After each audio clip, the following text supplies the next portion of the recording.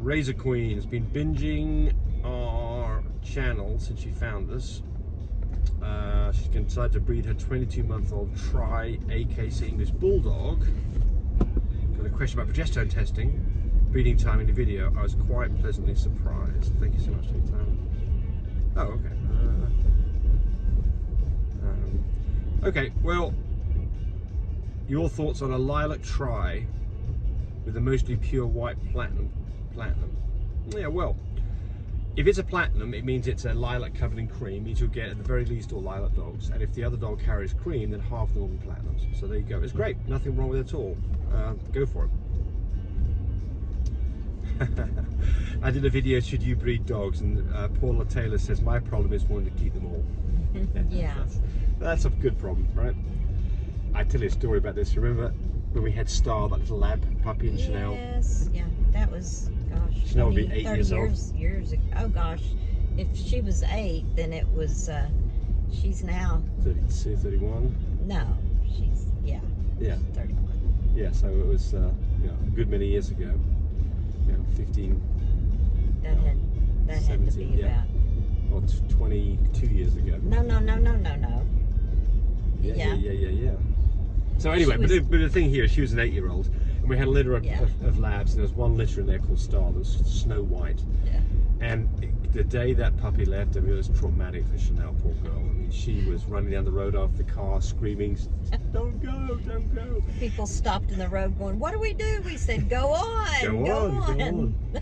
So one thing I will say about this is when you've had a few litters of puppies, and it gets to be when they're, you know, 10 weeks old, 11 weeks old, there'll be a point here where you'll actually be glad to see some of these puppies leave. Yeah. Because it is a lot of work. People always say, how do you do it? I go, oh yeah, you'll know.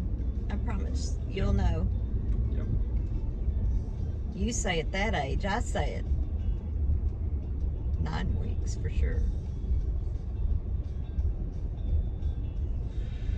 T-Bone says, my Frenchie had 6 amazing puppies. Attempt ran 99 for 5 days straight. Then attempt was 98.3, and then a few hours later it was 98.1. Couldn't sleep the remainder of the night for the most part, worried about emergency C-section, but never happened, thank God. So I went for the progesterone test in the morning at 7 AM. Progesterone test was 1.2 and all good. Thanks, yeah, so she's just saying thank you for the information. Yeah, so typically you see a temperature drop below 99.0 puppies within 24 hours. And, you know, if this happens at, you know, 9 o'clock at night, then my advice is pay very careful attention to that dog, because you'd like to not have an emergency C-section. And in most cases, you will make it till morning, but you've got to pay attention to it, because, you know, she may all of a sudden start going into labor in the middle of the night, and then, you know, your hand is forced and you're going to the emergency clinic. So Anthony Richardson says, what number do you recommend doing a C-section on a fine care machine? And the answer is a bit higher than IDEX, 3.5 or less. Nathan Young, what are the outlets that you guys use to sell your dogs? So Tammy, tell us what you do. Do what now? How do you let people know about your puppies so they can find new homes for them? Oh, when I find new homes for my babies? Where are you finding people who want new homes? Well, good families. Oh gosh, when you're talking to them on the phone, that's why I want you to call me. Well, but back you up. That's not what they're asking. You need to answer that question in a second. They want to know where do you advertise? How do you advertise? Where do you on the internet. And I advertise on Facebook. And I advertise on, well, we do advertise on the internet. Yeah, right. Yeah. But there was specifics. So the answer is Facebook, groups. Tell us about Facebook in particular, about these groups. How does that work? You just post up your pictures. You got to obey their rules. They all have different rules. Some of them don't want you saying a word. They just want a picture of the puppy. Some of them don't want you mentioning prices. That's all, oh, right? Yeah, all of them don't want all you. Okay, there you go, right. Yes. And then there's specific Facebook groups in particular areas for particular breeds of dogs. Like, for instance, Frenchies of Texas or something. Is that a group? Yeah, and there's Oklahoma Frenchies, and there's, I'm sure, Arkansas Frenchies. Right. You know, go by just look it up. It's all there for you to find. Yeah, right. Right, so I'm going to finish up on this. So Facebook, social media, great places. They're free. Don't go to Craigslist. Somebody said they're putting it on Craigslist. Are you kidding me? It's just, don't put them on Craigslist. Why don't you like Craigslist? Because Craigslist is nothing but a bunch of scammers. You're going to have a big headache. It's people you don't want having your Frenchies, I promise you. It's just, don't. Okay, so you're not hot on Craigslist. Right, okay, fine. Then they've got places like Puppyfind. You've got subscription places that cost you, $20 a month or something to put them on there. The problem with those, and we don't use those, though we used to, the problem with those is they're so over-swamped with dogs that it's hard to separate yourself out from everybody else. And then that's a race to the bottom. There's dogs in there that aren't particularly, well-structured dogs for breeders who are not very in tune with what they're doing, and they get in trouble and the prices are just, very, very low. So we don't participate in that particular crowd. Oh, it's something else I want to bring up. Well, let me finish up. So YouTube is a great place where you are right now.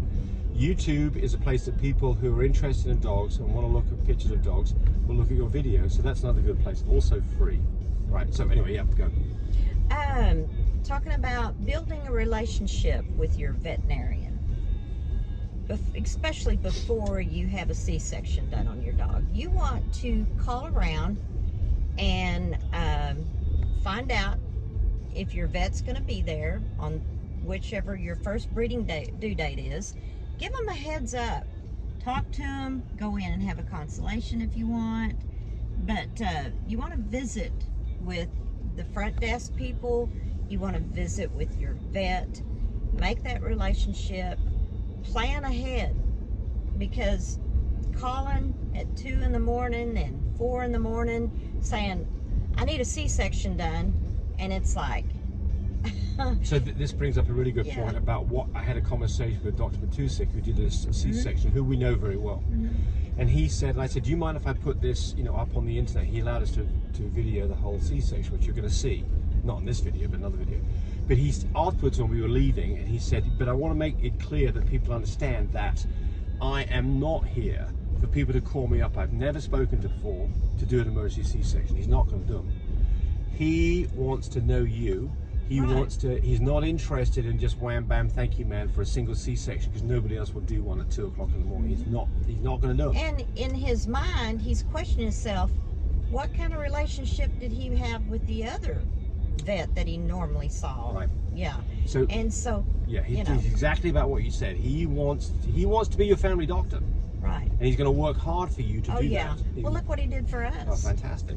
I mean, called us and checked on us. On Labor Day. Yeah. And most vets The not even whole going to pick the phone up, let alone they instigate the call. I mean, fantastic guy.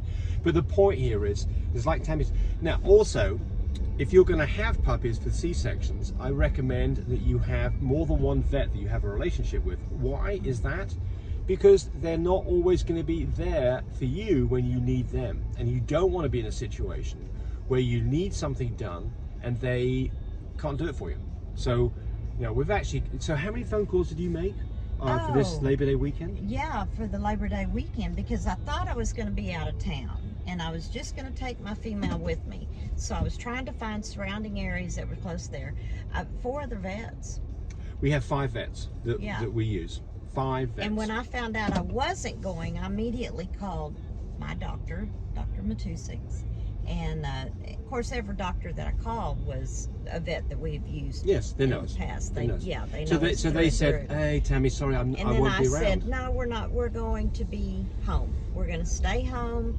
And so I called up Dr. Matusek the week before, and we visited, and so. Yeah. So I do see situations where people haven't done any planning on this. They don't have a regular vet. They get in a trouble and they've got to do one or two things.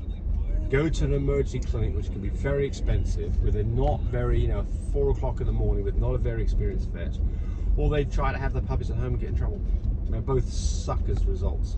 So, but again, I want what Tammy's saying is exactly right. You want to have a relationship with a good vet, and so that video with Matusek at Wheatland Veterinary Hospital, people are going to see that, and there are going to be people who are going to see that and call him up and try and call him up at 3 o'clock in the morning. I don't think he's going to pick the phone up for you. I don't think that's going to happen. And I know that if he's doing a C-section, he wants to know you and have had a preliminary checkup of that dog before the C-section's happening. And he is not unusual in this respect, and I completely understand why. So it's respect for him, and respect for his service, and respect for what he does. So, yeah. Okay. Here we go. Hey, thanks for watching the video. I really appreciate people who subscribe to me. It helps me, encourage me to do more of these videos. But do remember, disclaimer here, I am not a vet. I'm not a licensed medical professional. I'm purely a person who's been breeding dogs for the last couple of decades.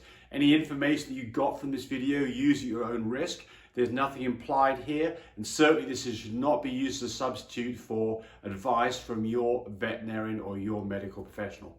I hope you enjoyed the video. Come back for more of them. Bye.